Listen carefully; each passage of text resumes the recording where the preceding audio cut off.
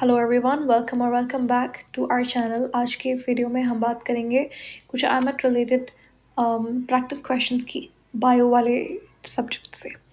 So let's start. Question 1 है हमारे पास, which statement correctly describes the role of ribosomes, यानी कि राइबोसोम नाम का जो ऑर्गेनल होता है उससे रिलेटेड कौन सा यहाँ पे करेक्ट स्टेटमेंट गिवन है, उसके रोल या फंक्शन से रिलेटेड। तो वो पैकेजिंग करते हैं प्रोटीन्स की, नहीं, पैकेजिंग ऑफ प्रोटीन्स जो है वो गोल्जी का काम होता है। ठीक है, secretion of protein, packaging, transforming, तो ये सारी चीज़ें जो है ये गोल्जी करता है।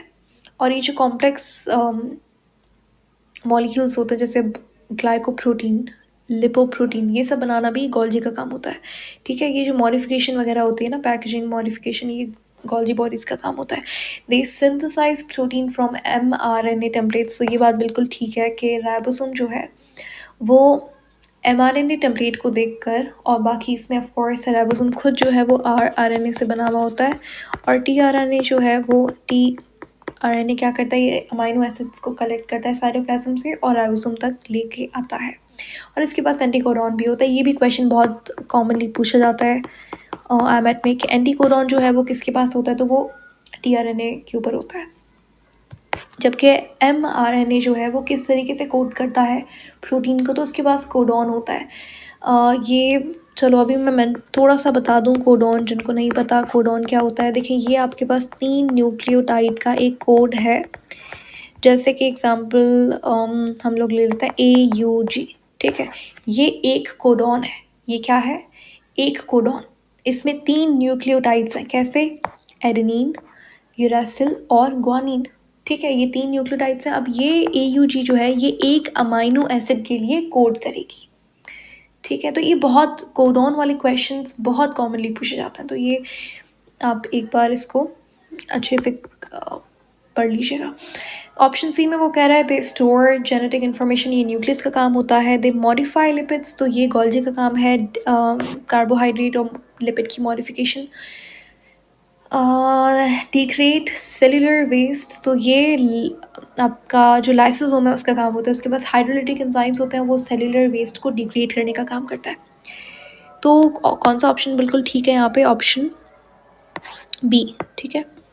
Question 2, which of the following occurs in the thylakoid membrane of the chloroplast. अब क्लोरोप्लास्ट ये है आपका क्लोरोप्लास्ट, इसमें डबल मेम्ब्रेन होती है अकॉर्डिंग टू एंडोसिम्बायोटिक थ्योरी, जो इस बात को सपोर्ट करती है कि आपके पास जो यूकैरियोटिक ऑर्गेनिजम्स हैं, जो यूकैरियोटिक सेल है, वो प्रोकैरियोटिक से ओरिजिनेट हुआ। ठीक है, तो कहता है कि थैलेक्वाइड मेम्ब्रेन क्लोरोप्लास्ट की, उसके अंदर क्या चीज़ होती है, तो ये है आपका क्लोरोप्लास्ट। इसमें ये है बाहर की आउटर मेम्ब्रेन और ये है अंदर वाली इनर मेम्ब्रेन। ठीक है, अब क्लोरोप्लास्ट के अंदर होता है इस तरीके से एक डाइस लाइक सब्सटेंस, इसे हम कहते हैं थैलेक्वाइड।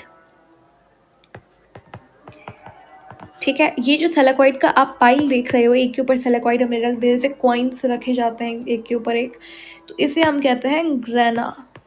ठीक है, इसे हम ग्रेनम कहते हैं। ये बहुत सारे होंगे तो ग्रेना बोलेंगे इसको। और ये जो आप इसका मैट्रिक्स देख रहे हो इसे आप स्ट्रोमा कहते हैं, जहाँ पे सारे सॉल्ट वगैरह, सॉल्यूट वगैरह पड़े हुए, आयंस पड़े हुए। ठीक है, ये स्ट्रोमा है। ठीक है, तो अब ये थैलेक्वाइड को अगर मैं एक थैलेक्वाइड को यहाँ पे ले लूँ तो ये कुछ इस तरीके से दिखेगा। इसकी अच्छा मज़े की बात, थैलेक्वाइड की भी मेम्ब्रेन होती है, जिसके बारे में हमें सवाल पूछा गया है। तो थैलेक्वाइड की खुद की भी मेम्ब्रेन होती है। ओके, चलें। और अंदर वाला जो खाली स्पेस होता है थैलेक्वाइड की, इसको हम ल्यूमेन कहते हैं। अच्छा, ऑप्शंस पे जाने से पहले आपको ये चीज़ वैसे भी मतलब ऑप्शंस देखने की आपको ज़रूरत नहीं होनी चाहिए। बायो एनर्जेटिक्स एक बहुत इंपॉर्टेंट चैप्टर है आईमेट से रिलेटेड, और टोल के लिए भी। अब तो आपके पास जो दूसरा एग्ज़ाम आ गया है उसकी ऑल्टरनेशन में, उसके लिए भी बायो एनर्जेटिक्स एक बहुत इंपॉर्टेंट चैप्टर है, तो इसको बहुत अच्छे से पढ़ना ज़रूरी है, बोथ फोटोसिंथेसिस भी और रेस्पिरेशन भी। तो अब ये थैलेक्वाइड है, इसका जो मेम्ब्रेन है इसमें होती है आप, हाँ, मेम्ब्रेन के हवाले से पूछा हुआ है उसने, तो इसके अंदर होता है आपके पास फोटोसिंथेसिस का पहला रिएक्शन, जिसे आप लाइट रिएक्शन कहते हो। ठीक है, तो लाइट रिएक्शन थैलेक्वाइड की मेम्ब्रेन में होता है। और जो आपने अगर आपको फोटोसिंथेसिस याद है थोड़ा बहुत, तो उसमें फोटोलिसिस ऑफ वाटर एक स्टेप है जो कि इलेक्ट्रॉन प्रोवाइड करता है फोटो सिस्टम 1 को, ठीक है, सॉरी फोटो सिस्टम 2 को। तो वो जो फोटोलिसिस ऑफ वाटर है, जो पानी का टूटना है, वो ल्यूमेन में होता है। ये पानी टूटता है, हाइड्रोजन और हाइड्रोजन आयंस रिलीज होते हैं, ऑक्सीजन गैस रिलीज होती है और इलेक्ट्रॉन्स रिलीज होते हैं। तो ये बहुत ही एक इंटरेस्टिंग प्रोसेस है, ठीक है। अच्छा, आई कवर्ड फोटोसिंथेसिस और बायो अपना सेल्यूलर रेस्पिरेशन, दोनों सिस्टम्स वन शॉट है दोनों का, तो बहुत ही कम टाइम में आपको अच्छे से डिटेल में प्रोसेस आप सीख सकते हो, ठीक है, इसी चैनल के ऊपर, इफ़ यू इन केस अगर आपने नहीं पढ़ा तो। ऑप्शंस देख लेते हैं। ऑप्शंस में वो कह रहा है, ओके, क्रेब्स साइकिल। तो क्रेब्स साइकिल क्लोरोप्लास्ट में नहीं होती, क्रेब्स साइकिल माइटोकॉन्ड्रिया में होती है, ठीक है। लाइट डिपेंडेंट रिएक्शन, जो कि है लाइट रिएक्शन, तो ये सही जवाब है। कैल्विन साइकिल आपके पास डार्क रिएक्शन को कहते हैं और ये स्ट्रोमा में होता है, स्ट्रोमा में डार्क रिएक्शन होता है, ठीक है। ग्लाइकोलिसिस आपके पास रेस्पिरेशन का पहला स्टेप है जो कि साइटोप्लाज्म में होता है। और फर्मेंटेशन जो है यूकैरियोट्स के अंदर हमारे अंदर बिल्कुल उसी तरीके से होती है, मतलब हमारे अंदर लैक्टिक एसिड फर्मेंटेशन होती है, वो भी जब आप ऑक्सीजन की सप्लाई सही नहीं है, जैसे आप भाग रहे हो, तो उस केस में लैक्टिक एसिड फर्मेंटेशन होती है। बाकी प्रोकैरियोट के अंदर ये फर्मेंटेशन होती है, अल्कोहलिक फर्मेंटेशन और लैक्टिक एसिड फर्मेंटेशन, ठीक है। और ये माइटोकॉन्ड्रिया के अंदर ही होती है अगर आप यूकैरियोट्स की बात कर रहे हो। क्वेश्चन 2 पे जाते हैं, तो ये समझ आ गया सवाल, कौन सा ऑप्शन ठीक है, ऑप्शन बी। फिर है question 3, a patient's red blood cells are placed in a hypertonic solution. ये है आपके पास एक, हम लोग पेट्री डिश ले लेते हैं यहाँ पे, ये हमने एक आरबीसी निकाल के रख दिया एक पेशेंट का। अब इसको हमने रखा एक सोल्यूशन में,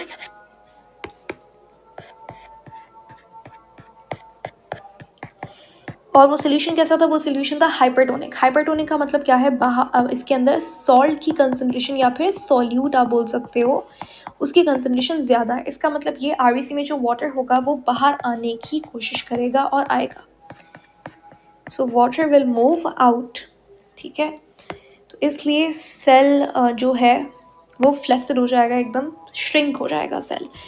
स्वेल होगा, बर्स्ट होगा नहीं, ये तो तब होगा ना जब पानी अंदर जाएगा। अगर हाइपोटोनिक सोल्यूशन पूछा हुआ होता तो ये ऑप्शन बिल्कुल ठीक होता। रिमेन अनचेंज, तो ऐसा नहीं होगा, बिल्कुल कुछ तो फ़ायदा नुकसान जो भी है होगा सही आपको जब आप उसको हाइपरटोनिक या हाइपोटोनिक के अंदर रख रहे हो। हाँ, वो श्रिंक होगा क्योंकि वाटर लॉस हो रहा है, ये ऑप्शन बिल्कुल ठीक है। एक्टिवली पंप इन वाटर, कि वो पानी को अपने अंदर एक्टिवली एटीपी यूज़ करके ले लेगा, नहीं, ऐसा नहीं होगा। The divide by mitosis, no, अभी डिवीजन कहाँ से आ गई। ऑप्शन बी, यहाँ सी जो है वो सिंपल आसान सा सवाल था। फिर चलते हैं क्वेश्चन 4 के ऊपर। विच of the following enzymes is responsible for adding nucleotides during DNA replication. DNA replication आपके पास एक ऐसा प्रोसेस है, याद रखिएगा इसको, वो पॉलीमराइजेशन भी कह सकता है। और पॉलीमराइजेशन बहुत बार पास्ट पेपर्स अगर आप उठा के देखोगे तो उसमें ये वर्ड बहुत कॉमनली यूज़ किया जाता है, कभी रेप्लिकेशन, कभी पॉलीमराइजेशन, कभी डुप्लीकेशन। इन सब का मतलब एक ही है कि डीएनए से डीएनए बनना।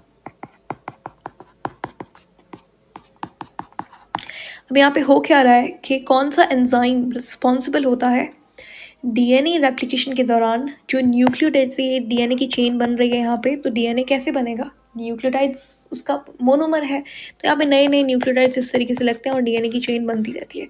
तो कौन सा एंजाइम यहाँ पे काम करेगा जो कि डीएनए के अंदर न्यूक्लियोटाइड्स लगाने का काम कर रहा है। तो आरएनए पॉलीमरेज कहाँ काम आता है, ये आपके पास जब आरएनए की पॉलीमराइजेशन होती है, जब आरएनए बन रहा होता है, तो यहाँ पे डीएनए रेप्लिकेशन के अंदर इसका काम नहीं है। डीएनए पॉलीमरेज, ओके, ये ऑप्शन हो सकता है, लेकिन हम दूसरे ऑप्शंस भी देखते हैं। डीएनए लाइगेज क्या होता है, ये बाकी ऑप्शंस भी आपको पता होना चाहिए। हेलिकेज बहुत commonly, this is one of the most important MCQs and the most एक्स्ड एमसीक्यूज इन एमएट। वो पूछता है कि कौन सा एंजाइम ऐसा है जो कि डीएनए को अनवाइंड करता है। अनवाइंड का मतलब क्या है, डीएनए कैसा होता है, इस तरीके से होता है ना, डबल हेलिक्स मॉडल होता है वो ट्विस्टेड होता है। इसको खोलने के लिए आपके पास कौन सा एंजाइम काम करता है? हेलिकेज। तो आप बोल सकते हो कि ये अनवाइंड करता है डीएनए की डबल स्ट्रैंड्स को।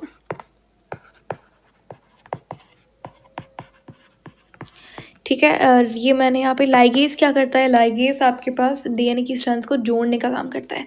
यहाँ पे इस तरीके से जो स्ट्रैंड्स बनती हैं, अगर आपने डीएनए पॉलीमराइजेशन पढ़ी है डिटेल में थोड़ा सा, तो एक टर्म यूज़ की जाती है ओकाजामी फ्रेगमेंट समथिंग। तो उन फ्रेगमेंट्स को जोड़ने का जो काम करती है वो लाइगेज करती है। लाइगेज आपके पास कोई भी, मतलब लाइगेज का मतलब ये होता है जोड़ना, ग्लू की तरह काम करती है ये। रिवर्स ट्रांसक्रिप्टेज आपके पास वो एंजाइम है जो रिवर्स ट्रांसक्रिप्शन करवाता है, जिसका मतलब ये है आरएनए से डीएनए बनना। और ऐसा कौन करता है? ऐसा रेट्रोवायरसेस करते हैं। रेट्रोवायरस का मतलब क्या है? जो कि रिवर्स ट्रांसक्रिप्शन करे। उसके पास होता तो आरएनए है, लेकिन वो अपने आरएनए से डीएनए बना सकता है क्योंकि उसके पास एक मैजिकल एंजाइम होता है जिसका नाम है रिवर्स ट्रांसक्रिप्टेज। ठीक है, एग्जाम्पल के तौर पे HIV, एग्जाम्पल के तौर पे हेपेटाइटिस बी वायरस, ये दोनों क्या है? रेट्रोवायरसेस के एग्जाम्पल हैं। HIV वही वायरस है जो कि एड्स कॉज करता है। एक एक चीज़ यहाँ पे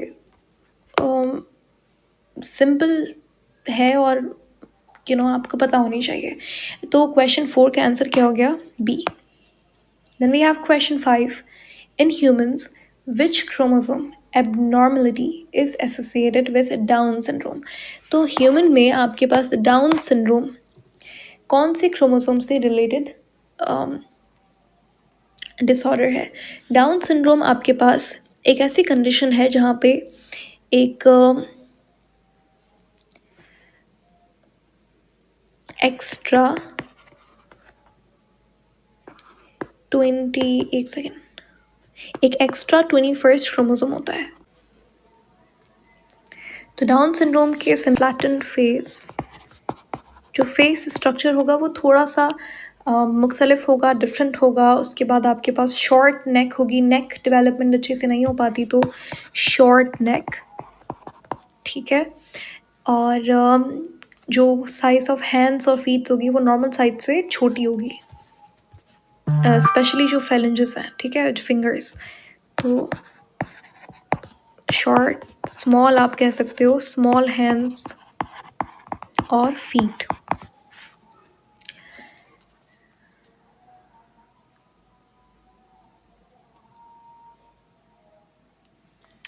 और बाकी जो फेशियल फीचर्स होंगे जैसे नोज़, आइज़, वो सब एकदम इस तरीके से बल्जिंग उनकी नहीं हो पाती, तो थोड़े से फ्लैट आपको स्ट्रक्चर फीचर्स दिखेंगे।